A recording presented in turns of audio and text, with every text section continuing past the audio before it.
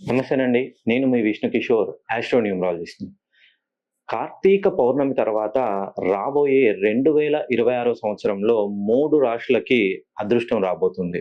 So, మిథున, మేష, తులా రాశి వారికి ముఖ్యంగా చెప్పాలంటే.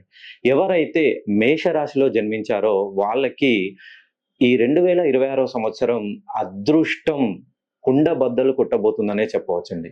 సో, మేషరాశికి అధిపతి కుజుడు. కుజుడనగానే అందరికీ గుర్తుకొచ్చేది వ్యాపారానికి ఎన్ని వ్యాపారాలు నూతనంగా ప్రారంభించారో, లేదా నూతనంగా ప్రారంభించాలనే ఆలోచన ఉన్నవాళ్ళు ఒక్కసారి మీ పేరులోని సంఖ్యా బలాన్ని సరిచేసుకొని వ్యాపారం ప్రారంభించి చూడండి.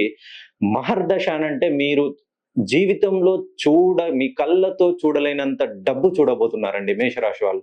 కుజుడు సో, రవికి, కుజుడికి మధ్య వీళ్ళిద్దరికీ సత్సంబంధాలు ఉండడం వలన 2026 జనవరి మాసం నుండి మేషరాశి వాళ్ళు ఏ ప్రయత్నం చేసినా విఫలం గారండి.